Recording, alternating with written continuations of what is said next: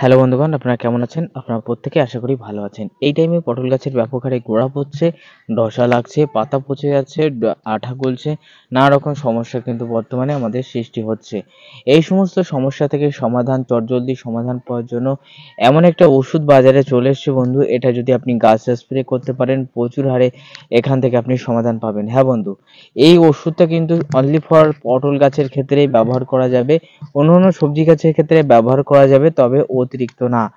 এই এই পটল গাছের ক্ষেত্রে আঠা গলা, গোড়া পচা এবং সেই সঙ্গে সঙ্গে আরও যে সমস্ত সমস্যা রয়েছে, ধসার যে সমস্ত সমস্যা রয়েছে, বিশেষ করে আপনার জমিগুলিতে যদি একেবারে নিচু জমি যেখানে জল বেঁধে থাকে, সেই রকম জমি যদি না হয়ে থাকে, তা উঁচু জমির যে গাছগুলি ধীরে ধীরে ধীরে ধীরে এক একটা করে মারা যাচ্ছে, সেই সমস্ত গাছগুলির হাজা পচা ধসা প্রভৃতি সমস্যা থেকে এই ওষুধে ব্যাপক হারে কিন্তু কাজ দেবে।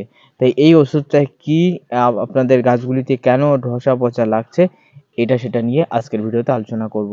তাই চলো ভিডিওটা শুরু করা যাক। তার আগে একটাই রিকোয়েস্ট, ভিডিওতে একটা লাইক দিয়ে দাও। আর তুমি কোন জেলা থেকে ভিডিওটা দেখছো, জেলার নামটা একটু কমেন্টে লিখে যাও। চলো বন্ধু, শুরু করা যাক। বন্ধু, পটল কিন্তু আমাদের ওয়েস্ট বেঙ্গল এবং বাংলাদেশের একটা একটা সারা বছরে একটা চাষ বলা চলে।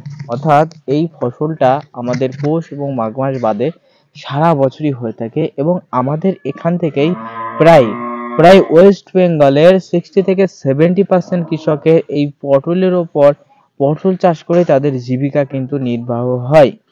তার কারণ বন্ধু, এই পটল চাষ এমন চাষ যে সারা ভারত এবং অন্যান্য দেশগুলিতে কিন্তু এই পটল সাপ্লাই করা হয়, এবং প্রচুর মানুষ কিন্তু এই পটল খেতে পছন্দ করে। সবাই কিন্তু পটলের তরকারি আপনারা সপ্তাহে এক এক দিন খাবেনই খাবেন। হ্যাঁ, কারণ পটল কিন্তু সুস্বাদু, খুব ভালোই লাগে তরকারি খেতে। তাই আমরা প্রায় 60 থেকে 70% কৃষক পটল চাষ করে থাকি।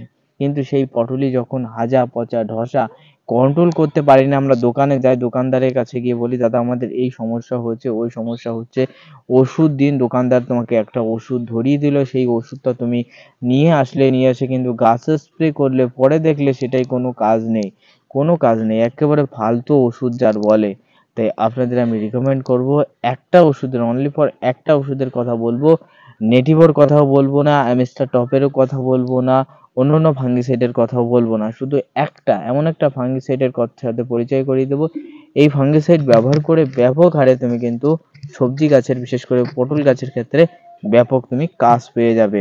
তাই চলো বন্ধু, আগে জেনে নিই পটল গাছের ক্ষেত্রে হাজা পচা ধসার জন্য কোন কোন কোন সমস্যার ফলে এটা সৃষ্টি হয়ে থাকে। চলো বন্ধু, এক এক করে জেনে আসি।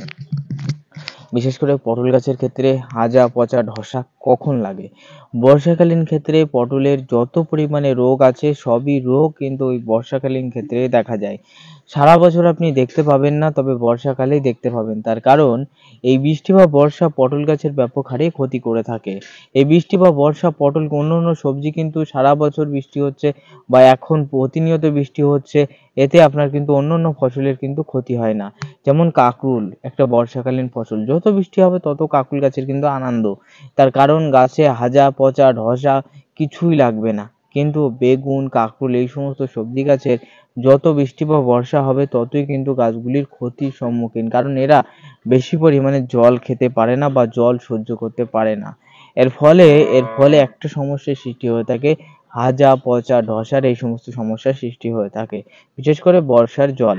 এবার বলতে পারো, দাদা বর্ষার জলের ফলে কি এত ক্ষতি? হ্যাঁ, এই বর্ষার জলের সাথে ছত্রাক এবং ব্যাকটেরিয়া, এরা দুটো একসাথে চলে আসে। হ্যাঁ বন্ধু, দুটো একসাথে আসায় এই ছত্রাক ব্যাকটেরিয়া ওই জলের সাথে ধীরে ধীরে আস্তে আস্তে আস্তে আস্তে পটলের কিছু অংশ পচে গিয়ে হাজা লেগে যাবে। যদি আপনার জমিতে অতিরিক্ত নাইট্রোজেন যুক্ত সার দেওয়া থাকে, যেমন আপনি এর আগে ব্যবহার করে ফেলেছেন অতিরিক্ত হারে 20-20-13, এর আগে ব্যবহার করে ফেলেছেন অ্যামোনিয়া ফসফেট, এর আগে ব্যবহার করেছেন 14-28 কালো সার, এর আগে ব্যবহার করে ফেলেছেন ডিএপি, এর আগে ব্যবহার করে ফেলেছেন অতিরিক্ত হারে নাইট্রোজেন যুক্ত যে কোনো সার, আপনি পটাশ যুক্ত সারও যে কোনো সার ব্যবহার করে ফেলেছেন অতিরিক্ত হারে। ফলে সেই পটলটা কি হবে, ফেঁপে ফুলে থাকবে, নরম হয়ে থাকবে। ঠিক আছে, ফলে সেখানে পচ ধরতে আরো সুবিধা হবে। তাই বর্ষাকালীন ক্ষেত্রে গাছের গোড়ায় কেউ সার ব্যবহার করবেন না। সার দিয়েছেন তা গোড়া পচবে, পটল বড় হবে, জল হবে, পচে যাবে। তাই বর্ষাকালীন ক্ষেত্রে কেউ কিন্তু গাছের গোড়ায় বা গাছে সার ব্যবহার করবেনই না, একদম না, একদমই না। আমি বললাম তো, সার ব্যবহার করবে না বর্ষাকালীন ক্ষেত্রে। শুধু কি করবে, গাছে অনুখাদ্য স্প্রে করবে। যদি একান্তই তোমার খাদ্য দেওয়ার দরকার হচ্ছে, অনুখাদ্য দেবে। অনুখাদ্যের ভিতরেও সব আছে। Agro sorry all win gold super নিয়ে আসো, অল উইন গোল্ড সুপার। এর ভিতরে নাইট্রোজেন, ক্যালসিয়াম, পটাশ বা মোম নিয়ে আসো, বা পুষ্পক নিয়ে আসো, এগুলো নিয়ে আসো, বা বায়োভিটা-এক্স নিয়ে আসো। তবে বায়োভিটা-এক্স থেকে অল উইন গোল্ড সুপারে বর্ষাকালীন ক্ষেত্রে ব্যাপক কাজ করে। ঠিক আছে, ব্যবহার করো, এগুলো ব্যবহার করো, গাছে স্প্রে করো, সেম কাজ পাবে। তবে সারের মতো অতিরিক্ত না, তবে গাছে কিন্তু ফুল ফল দেবে। ঠিক আছে, তবে ডোজ বেশি দেবে না, দিলে কিন্তু সমস্যা বর্ষাকালীন ক্ষেত্রে হাজা পচা দেখা দেবে। কম পরিমাণে দিতে হবে, যত পরিমাণে পারবেন অনুখাদ্য সার থেকে বিরত থাকবেন। আমার মতে গাছটা এখন টেকাবেন, এই বর্ষা প্রচন্ড হারে বর্ষা চলে গেলে আবার কিন্তু সামনে আপনার সুফলের দিন আসছে, অর্থাৎ আপনার কিন্তু সফলতার দিন আসছে, আনন্দের দিন আসছে। কারণ তখন আর কিন্তু হাজার পচা দশটা দেখা যাবে না, তখন প্রচুর হারে আপনি কিন্তু পটল বাজারে বিক্রি করতে পারবেন। ঠিক আছে, তাই গাছকে এখন শুধু টিকিয়ে রাখুন, টিকিয়ে রাখতে অবশ্যই আপনাকে হবে। এবার চলে আসি বন্ধু, তাহলে হাজা পচা ধসা কেন লাগে? আপনি বুঝতে পারলেন যে প্রচন্ড বৃষ্টি বা বর্ষার ফলে গোড়া পচা কেন লাগে। এই বৃষ্টি বা বর্ষার জলের ফলে আপনার গাছের গোড়ায় ছত্রাক ব্যাকটেরিয়া আগে থেকেই বসবাস করে, আগে থেকে ছত্রাক ব্যাকটেরিয়া মাটির ভিতরে থাকে। এবার যখনই বর্ষা হয়, যখনই অনবরত বর্ষায় ওই মাটিটা প্যাচপ্যাচে ভেজভেজে হয়। আপনি যদি গাছের গোড়ায় ফিবিডন দানা, ডন 3G এই সমস্ত দানা যদি না ছড়ান, আপনার মাটি কেমন হবে? পা দেবেন না বসে যাবে, পা দেবেন বসে যাবে। মাটির গাছের গোড়া একেবারে শক্ত নেই, পিচ্ছিল নেই, জমি পিচ্ছিল নেই, প্যাচপ্যাচে ভেজে ওই যেমন ওই কাদা করে না, জমিতে কাদা করে দেখেছেন না, ধান রোপণ করে কাদা করে, ওই রকম কাদার মতো আপনার জমি। তাহলে কি হবে? মাটি প্যাচপ্যাচে ভেজে হয়ে পড়ে রয়েছে। তাহলে সেখানে আপনি কি সেখানে জল হলেই কিন্তু এই গাছের গোড়ায় জমবে, ফলে ছত্রাক ব্যাকটেরিয়া এসে গাছের গোড়া পচিয়ে দেবে। বা আপনি গাছ দেখছেন যে খুবই সুন্দর রয়েছে, আপনার পটল গাছ খুবই সুন্দর রয়েছে, ভাবছেন যে একটু একটু জল বেঁধে আছে, গাছ এখনো বেঁচে আছে, কি দরকার আমার কিছু করার? আরে আগে স্প্রে করতে হবে, ছত্রাকনাশক আগে স্প্রে করো, পিউরিন দানা ছড়িয়ে দাও। এবার যাদের হালকা হালকা জল বেঁধে আছে, যদি অতিরিক্ত হারে রোদ দেয়, তার ফলে কিন্তু এই গোড়া একেবারে সিদ্ধ হওয়ার মতো নষ্ট হয়ে যায়। ও কেউ বাঁচাতে পারবে না, কেউ বাঁচাতে পারবে না। তো জল যত পারবেন জমি থেকে ছেঁচে দূরে সরিয়ে দেওয়ার চেষ্টা করবেন। বুঝতে পেরেছেন? এবার চলুন বন্ধু, অনেক বকবক করলাম, অনেক বকবক করেছি। এবার ফাঙ্গিসাইডের সাথে পরিচয় করিয়ে দিই। হ্যাঁ বন্ধু, ফাঙ্গিসাইডের সাথে তোমাদের পরিচয় করিয়ে দেবো। এই ফাঙ্গিসাইডটা ব্যাপক হারে কিন্তু, বিশেষ করে পটল গাছের ক্ষেত্রে ব্যাপক হারে কিন্তু কাজ করছে। বিশেষ করে আমি ব্যবহার করেছি, আমি নিজে গ্রানাটার ব্যবহার করেছি, তাই কাজ পেয়েছি। তাই চলো এই ফাঙ্গিসাইডটা কি। টাটা কোম্পানির ব্লাইটক্স। হ্যাঁ বন্ধু, এই টাটা কোম্পানির ব্লাইটক্স এর ভিতরে রয়েছে বন্ধু কপার 50%। এটা এমন একটা কন্টাক্ট ফাঙ্গিসাইড, যেটা যদি আপনি পটল গাছে স্প্রে করতে পারেন, তাহলে আপনার পটল গাছের হাজা পচা ধসা প্রভৃতি থেকে আপনি মুক্তি পাবেন।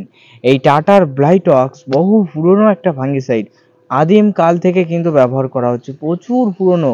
আপনার দাদুদের কাছে শুনবেন যে বলবে টাটার ব্লাইটক্স, হ্যাঁ ব্লাইটক্স আমরা ব্যবহার করতাম।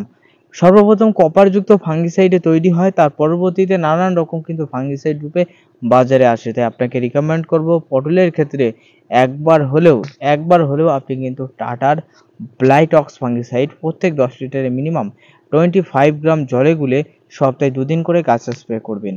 অতিরিক্ত হারে স্প্রে করবেন না, 25 গ্রাম করে গাছে স্প্রে করবেন। তাতেই পটলের হাজা পচা ধসা প্রভৃতি থেকে আপনি মুক্তি পেয়ে আপনার গাছকে সুস্থ সবল রাখতে পারবেন। তবে আমি ব্লাইটেক্সের সাথে মিশ্রিত করে, মাঝে সাথে নেটিভো স্প্রে করি।